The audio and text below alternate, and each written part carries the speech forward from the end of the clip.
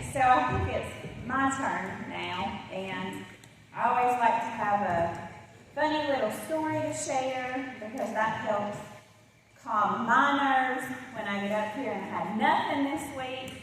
And as I was sitting there, and I saw the offering basket sitting there, and I looked at the title of my message, which was "Put It in the Basket." I figured y'all were going to think I was talking about giving money. And then there would be nobody left. But we could just all go home. But luckily, that's not what I'm going to talk about. And I appreciate that the Lord was faithful to give me something to say to help settle my heart just a little bit. It is always an honor to be given an opportunity to share a message that I feel like God has placed on my heart. And I'll be honest with you, I have really struggled this time because I always want to share something with you all that wows you or leaves you with an aha moment of a changed heart or maybe a challenge to seek God in a different way than you ever have before. And so I was researching and praying. I was looking at all these details, and then I began to hear the Lord just gently tell me, "Stacy, you are making this way too complicated because my message is very simple. Like, you are making this very complicated because my message is really simple." And so we're just going to do what God says. You know, that's always a good thing. And we're just going to keep it simple. So today we are going to talk about the mother of Moses. And although I'm sure most of you have heard this story, you recognize that name, I want you to imagine that as we begin to read these verses, it's the very first time that you are hearing her account. You don't know how the story ends. You don't know what Moses goes on to do. But imagine that you're right there with her on this journey. We're going to start by reading in Exodus chapter 2. We're going to start with the very first verse. It says, "Now a man from the family of Levi married a Levite woman. The woman became pregnant and gave birth to a son. When she saw that he was beautiful, she hid him for 3 months. But when she could hide him no longer, she got a papyrus basket for him and coated it with asphalt and pitch. She placed the child in it and set it among the reeds by the bank of the Nile. Then his sister stood at a distance in order to see what would happen to him." Well, if you follow that and pretend that you don't know the rest of the story, she may seem a little bit crazy at this moment. But we're going to go back and just look at a couple details to clarify this. Clearly, it mentions a sister, so this is not her first baby. She also has another son, so this is the third time that she has been pregnant and had a baby. She knows what it is like to realize that she's expecting a child, even back in those days when we didn't have a nice little test to tell us very clearly. And she knows those first few flutters of movements, like, "Oh, what's that?" And realizing that it was her baby, that life was growing within her. She knows what it's like for those labor pains to come. She knows what it's like to give birth, see that little squishy baby face for the first time, hold it close, to nurse a baby, bond with a baby, watch him grow, because she's already done it twice before. She knows the love of a mother's heart. But this time, this third time, everything is different for her. Because she lives under the rule of the Egyptian Empire, which would be great if she happened to be Egyptian, because at this time they're on their way up. Unfortunately, they are doing it on the back of the Hebrew slaves, which she happens to be. The counselors, the wise men, the advisors to the Pharaoh have gone to him and said, "We are working these slaves super hard. We're treating them unkind. They're barely getting by. And yet, there's clearly one thing they're good at, And they say, if you don't do something, it's not going to be long, and their numbers are going to be greater than your own. And when that happens, they will find a leader, and he will rise up, and you will be overthrown, and you'll no longer be in power. So he did what any good Pharaoh would do who wants to remain in power. He comes up with a plan, a couple plans actually, but the one he finally chooses to follow was that all male children 2 years of age and younger will be thrown into the Nile. So stop for a moment and imagine this third pregnancy for this mother. This isn't a new thing for her, but all those things that she felt the 2 times before, she doesn't get to enjoy any of that this time. I cannot imagine when she comes to the realization that she truly is expecting a child. And when she feels those first flutters of movement, she must not have been filled with joy and excitement. I'm sure she was filled with worry and concern because she knew from the very beginning there's a 50-50 chance that baby's going in the river. Can you imagine as those kicks and movements begin to get stronger, and she knows that baby's growing, and it's like a ticking time bomb within her. When labor actually begins, and she knows that baby is coming out, because once it starts, you're not going to stop it. And it's not exciting. The payoff at the end could go one of 2 ways, joy or sorrow. I can't imagine the weight of that labor. What should have been an exciting time for her family becomes filled with dread and worry, constantly being tainted with a mix of fear and anxiety. Yet, that moment comes, and she sees that baby. And for what I would assume would be a sorrowful moment, she calls her baby beautiful. And her mother's heart explodes with love for him. And she hides him for 3 months. But eventually you're left with no choice. They get louder, they get bigger, you can't hide them anymore. So she comes up with a plan of her own. She took her baby, she took that promise, that life that God had given her, and she puts him in a basket. She goes to the edge of the water, and she puts him in the river. And then she turns and she walks away.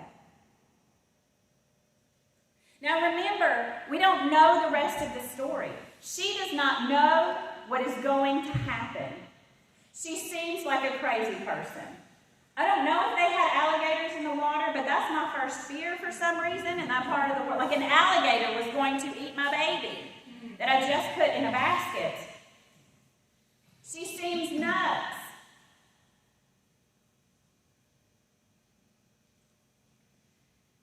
Those, I actually believe, indicate to us the biggest step of faith of her life. I don't know if she was filled with worry or concern or not.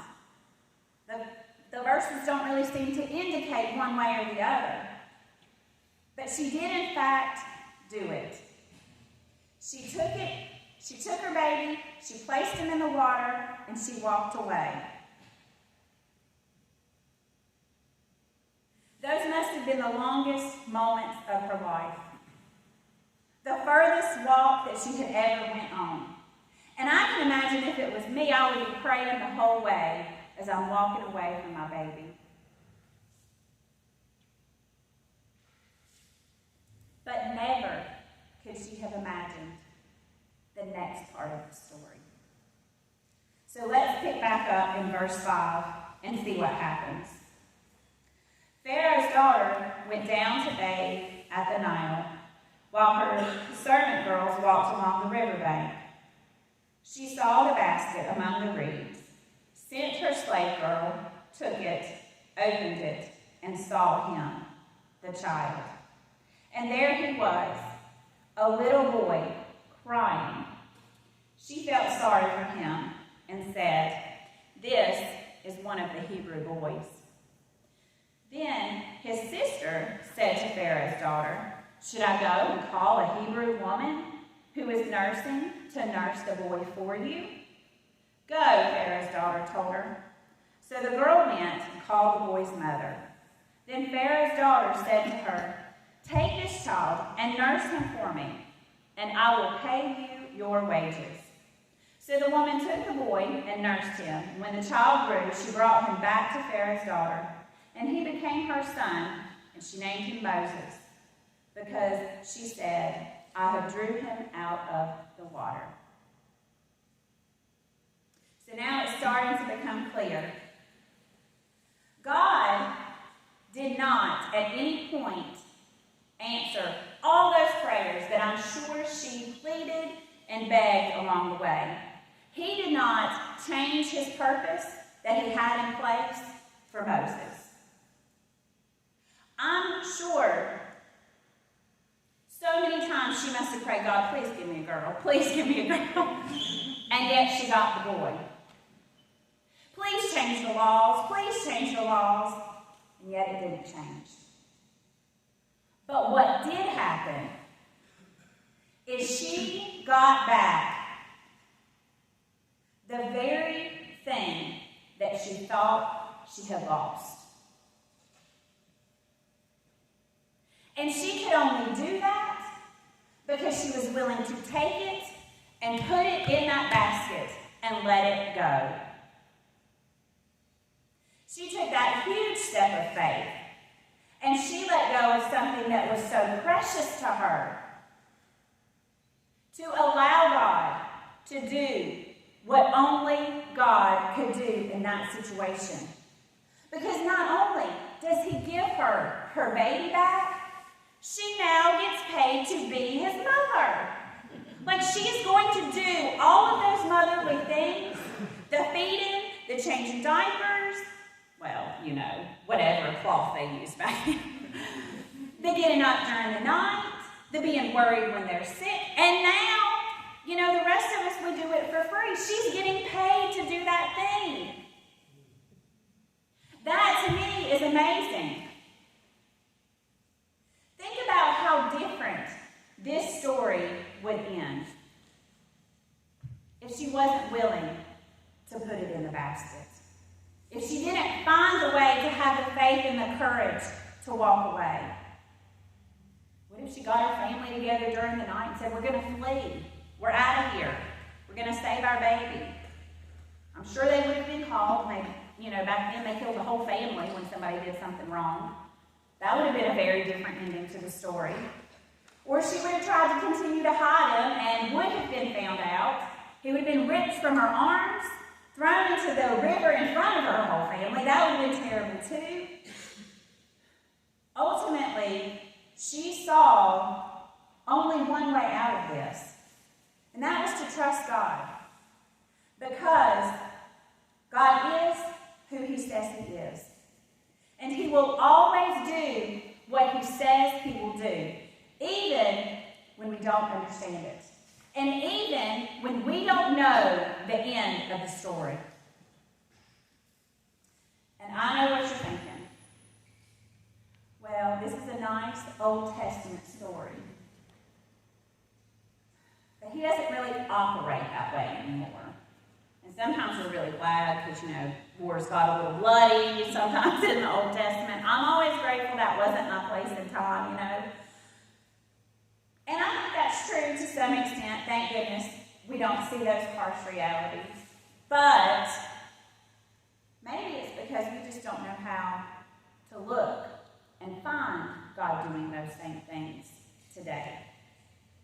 So I'm going to give you a modern day version.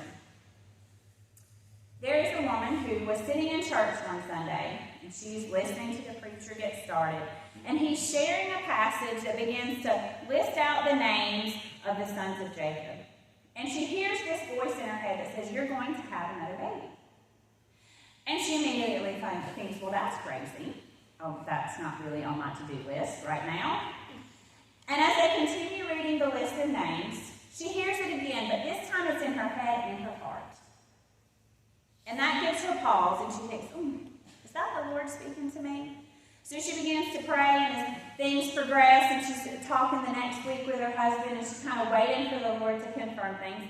About a month later, she finds that she is pregnant. And it's an amazing time, because she heard God's voice.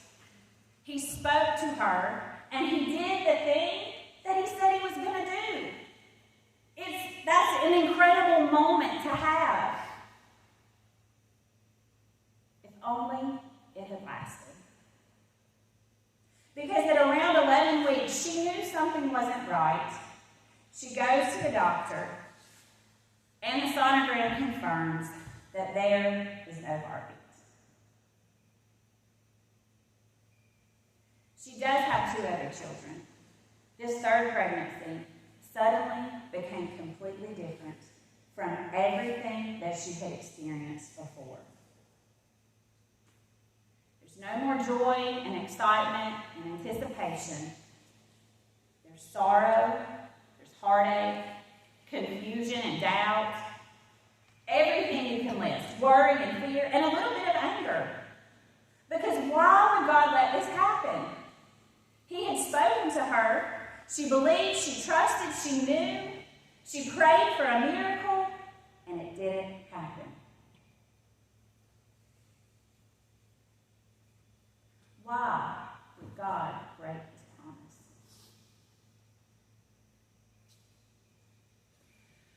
A couple of days later, her surgery is scheduled. She goes to the hospital. She is laying there completely emotionally drained, worried about being put to sleep, worried about surgery, worried about how she's going to take care of 2 small children as she tries to recuperate. And she really just wants this all to be over. So, of course, an emergency C-section comes in, and she has to continue to wait because there's somebody else who needs help because their baby is still alive. She has to just lay there. And she has to wait. But it's in that waiting that her body did what a lot of times naturally happens and what surgery would have done, and she delivered that baby. The baby that she would never get to hold. But it was finally over. And it took a little bit before she could begin to see the pattern. Before she could see what happened.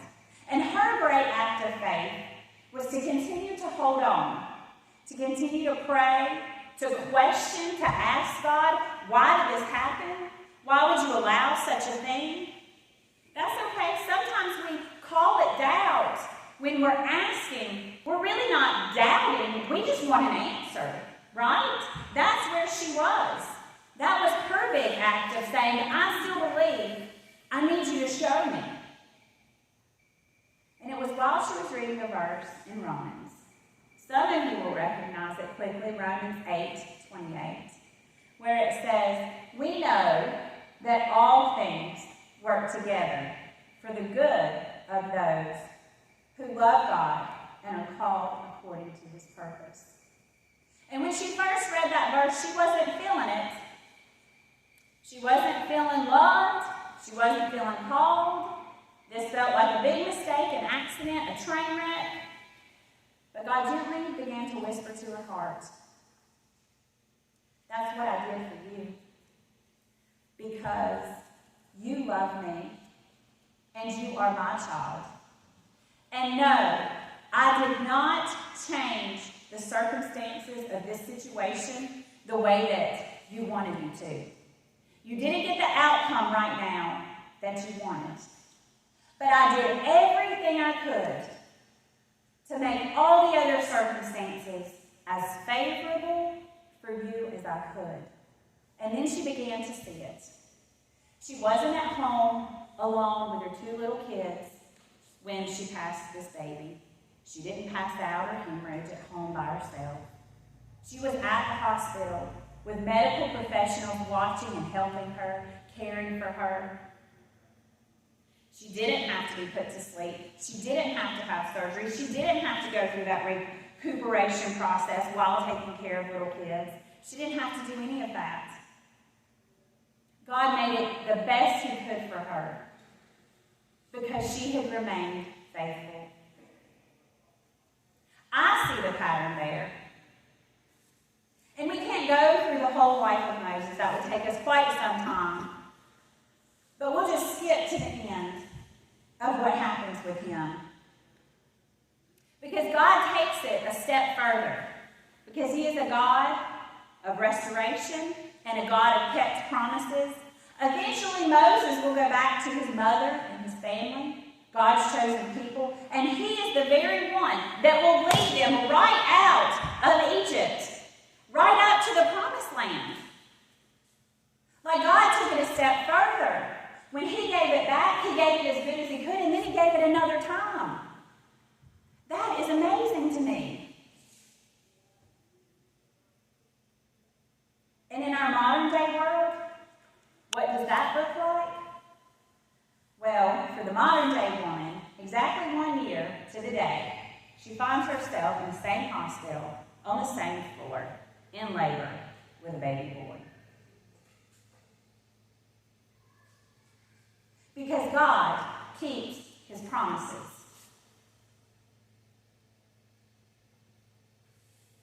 But you know, every year in November, there were twinges of sadness because she knew that was the month that they're not celebrating the birthday of that baby, the one that she never got to hold.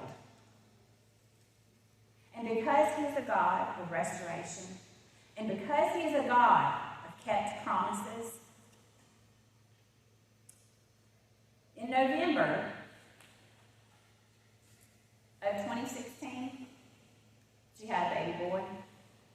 And in November of 2019, she had a baby boy.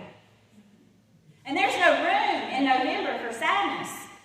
Between the holidays and the birthdays, there's no time to think about the loss because we're too busy celebrating the kept promises. Now here comes the tough part for us in our conversation today. Because it's time for you to examine your life. And that's the hardest part.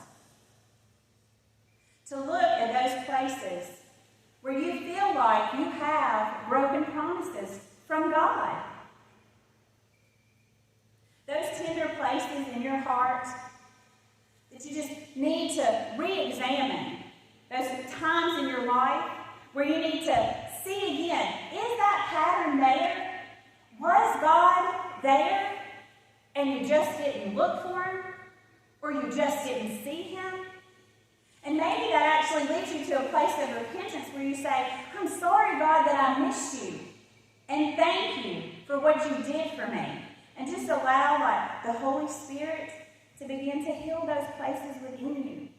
Because He was there. Because He loves you. Maybe you're on that journey to the river. You're trying really hard to walk in faith. And it is so hard.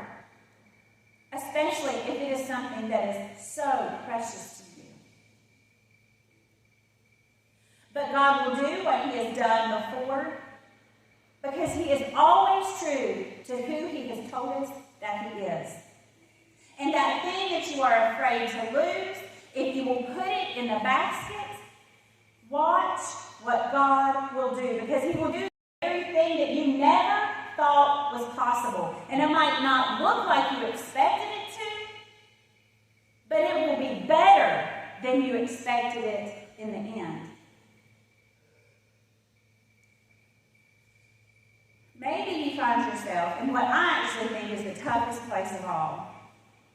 You've put it in the basket. You've walked away, and now you're in the waiting. I hate to wait. I hate to wait for anything. And sometimes, especially in this case, it might be days, it might be months, or it might be years. Because God knows your right now, but God also knows the end of your story. And He doesn't rush it just because we don't want to wait. But I beg you, lean on the faith of the mother of Moses. When you feel like you can't do it, remember that story, because you can. And lean on the faith of that modern day mother, because what God did for them, He will do for you too. And I know you're saying, Stacy, you speak so passionately and convincingly about this. Like you really believe it. And some of you have already put it together. That I am her.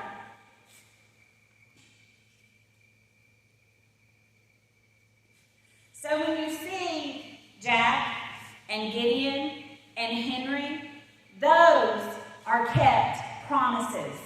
Those are the physical evidence in front of you today that God does miracles today, still. When you have doubt, when you don't know if that thing that you're trusting God for is going to work out, look around you. Because I know I'm not the only one. There are other miracles here too.